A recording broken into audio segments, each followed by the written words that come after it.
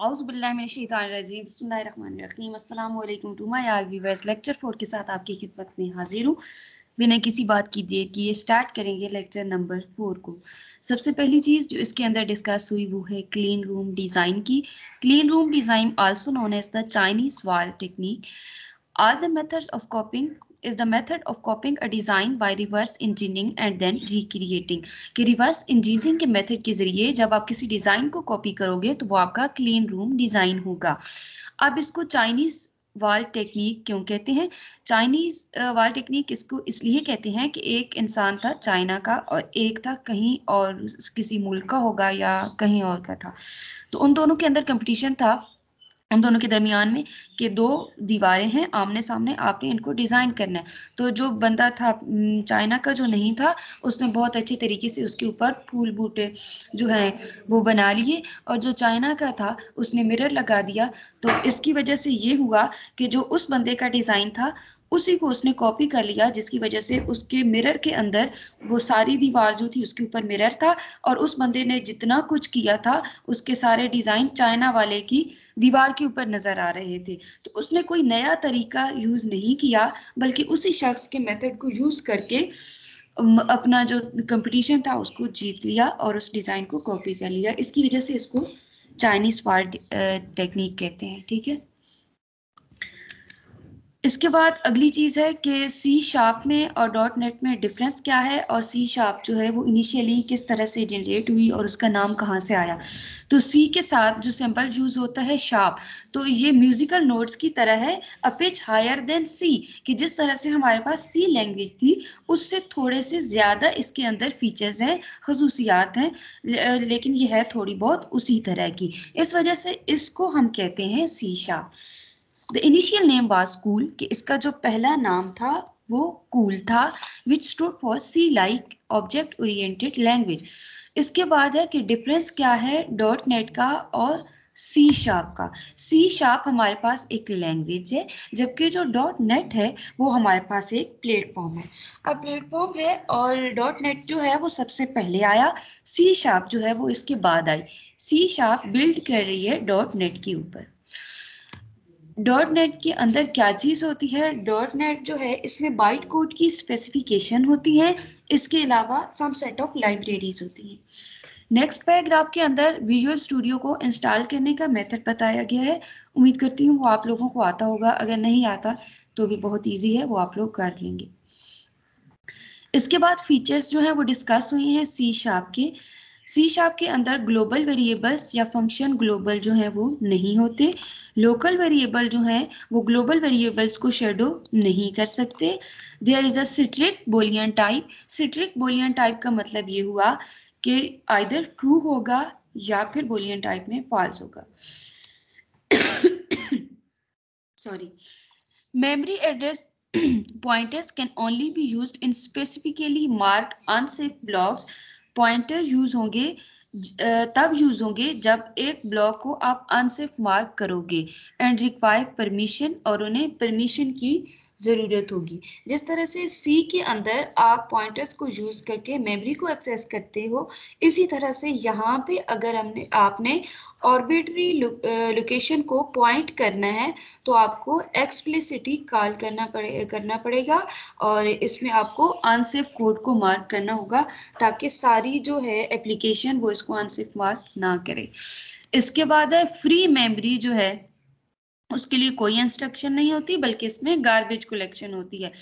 इसके अलावा जो एक नई चीज इसके अंदर यूज हो रही है वो है try finally block. Try catch का तो आपने पढ़ा ही होगा। इसके अलावा जो एक चीज होती है वो होती है ट्राई फाइनली ब्लॉक। अब वो क्या है कि use in C sharp exception आए या ना आए, ट्राई फाइनली ब्लॉक यूज होता है सी शार्प के अंदर। अगर एक्सेप्शन आती है तो भी कोड एग्जीक्यूट होगा, और अगर एक्सेप्शन नहीं आती तो भी हमारा कोड जो है वो एग्जीक्यूट होगा। इसके अलावा यहाँ पे मल्टीपल इनहेरिटेंस नहीं होती, बल्कि मल्टीपल जो है इंटरफेसेस होते हैं। ऑपरेटर ओवरलोडिंग नहीं होती।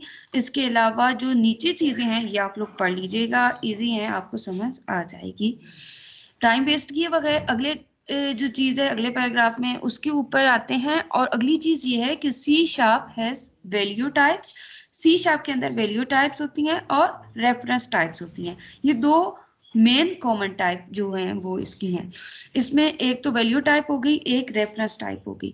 अब वैल्यू टाइप क्या है और रेफरेंस टाइप क्या है, इसको मैं यहाँ पे आपको एक्सप्लेन करके दिखाती हूँ पेंट के अंदर। सबसे पहली चीज है वैल्यू टाइप। आप यहाँ पे लिखते हो a इक्वल टू, नेक्स्ट आप लिखते हो b इक्वल टू। तो आप लिख सकते हो a इक्वल b, कि a is equal to b, कि a के अंदर भी 2 है, b के अंदर भी 2 है, तो ये दोनों बराबर हैं। ये हमारे पास हो गई वैल्यू टाइप। ठीक है, अब आते हैं हम रेफरेंस टाइप के ऊपर कि रेफरेंस टाइप क्या है। ठीक है, रेफरेंस टाइप में हम लोकेशन को देख रहे होते हैं। ये एक लोकेशन है, इस बॉक्स के अंदर मेरे पास 10 नहीं, फॉर एग्जांपल 20 पड़ा है। उसके बाद ये B है, इसकी एक लोकेशन है और यहाँ पे भी 20 पड़ा है। मैं ये नहीं कह सकती कि A और B इक्वल हैं, क्योंकि ये एक अलग जगह पे पड़ा है और B जो है एक अलग जगह पे पड़ा है। तो रेफरेंस टाइप के अंदर हम रेफरेंसेस को देख रहे होते हैं। तो वैल्यू टाइप में चीज़ें हो जाती हैं कि हम वैल्यूज को सेम कह लेते हैं कि A इक्वल B है, लेकिन जो रेफरेंस टाइप है उसमें हम इस तरह से नहीं कह सकते। इसके बाद प्रोग्राम की तरफ आते हैं। प्रोग्राम के अंदर हमारे पास जो चीज़ फर्स्ट लाइन में है वो ये है कि इंट फू इज इक्वल टू 42। अब इंट जो है वो एक वैल्यू टाइप है। इंट फू जो है इसमें हमारे पास जो है 42 हमने इसको वैल्यू जो है वो असाइन की है। नेक्स्ट लाइन पे अगर हम आए तो इसमें क्या है कि object bar is equal to foo. Object bar अब क्या चीज़ है, ऑब्जेक्ट बार जो है ये हमारे पास है एक रेफरेंस टाइप है। ठीक है, इसके अंदर हम एक वैल्यू टाइप को बॉक्स कर रहे हैं। हम कह रहे हैं कि ऑब्जेक्ट बार जो है इस रेफरेंस टाइप के अंदर हमने अपनी फू को रखा, तो यहाँ पे हमने इसको बॉक्स कर दिया। नेक्स्ट लाइन में हम आते हैं तो नेक्स्ट लाइन में हम इसको अनबॉक्स कर रहे हैं। अनबॉक्स करने के लिए हमने यहाँ पे कास्टिंग को यूज किया, यहाँ पे ये आप देखें, तो इस तरीके से हमने इसको अनबॉक्स कर लिया। अब एक और चीज है जो इसके अंदर यूज हो रही है, जो सी शार्प में यूज होती हैं, वो हमारे पास है generics. C sharp which are like template in C plus plus. जिस तरह से हम टेम्पलेट्स को यूज करते थे सी के अंदर, बिल्कुल इसी तरह से हम यूज करेंगे जेनेरिक लिस्ट्स को या जेनेरिक्स को इसके अंदर। अब यहाँ पे ये जेनेरिक लिस्ट यूज हुआ, ये यहाँ पे भी इधर यूज, इधर नहीं, यहाँ पे यूज हो रहा है, डिक्लेयर हो रहा है। यहाँ पे भी लिस्ट जो है वो डिक्लेयर हो रही है। ठीक है, अब क्या होता है कि अगर हम एक टाइप की लिस्ट बनाना चाहते हैं, इंटीजर्स की लिस्ट बनाना चाहते हैं और एक फ्लोट की बनाना चाहते हैं, तो उसके लिए हम जेनेरिक्स को यूज करते हैं। हमने एक लिस्ट बना ली जिसमें एक ही तरह की चीजें आ जाएंगी। ठीक है, अब यहाँ पे वो ये डिक्लेयर हो रही हैं कि एक लिस्ट है, उसके अंदर एक ही तरह की चीजें आएंगी, कोई और जो है टाइप की चीज जो है वो इसमें नहीं आ रही। अब यहाँ पे टी यूज हुआ है, इधर टी क्या है, टी टेम्पलेट आप कह सकते हो। ये एक टाइप मैकेनिज्म है जो जेनेरिक प्रोवाइड करती है। Generic provide sort of template mechanism in C sharp, ये उसको जाहिर कर रहा है। ठीक है, इसके बाद क्या है कि और क्या चीज़ है, लिस्ट तो हो गई, एग्जाम डोनेशन, सी शार्प स्पेसिफिकेशन की बात यहाँ पे हो रही है। हाँ, एक और चीज़ ये आप कहोगे कि यहाँ पे जो है इसके अंदर कमेंट्स किस तरह से हो रहे हैं। तो कमेंट अगर इस तरह से कमेंट पास किया गया है तो इसका क्या मकसद है, कोड में कोई तब्दीली नहीं आती। सुबह क्या चीज़ थी, मैंने पॉइंट लिखी हुई है। तो हाँ, ये चीज़ क्या है, ये क्या है कि स्पेसिफिकली डॉक्यूमेंटेशन के लिए। तो अगर इस तरह से हमारे पास होंगे कमेंट्स तो इसका मतलब ये होगा कि ये स्पेसिफिक स्पेशल जो है, सॉरी मैंने स्पेसिफिकल कहा, स्पेशल डॉक्यूमेंटेशन के लिए ये यूज हो रहा है कि अगर कोई स्पेशल डॉक्यूमेंटेशन है तो उसके लिए हम इस तरह से जो है वो कमेंट्स को पास आउट करेंगे। उम्मीद करती हूँ आपको तमाम लेक्चर समझ आया होगा।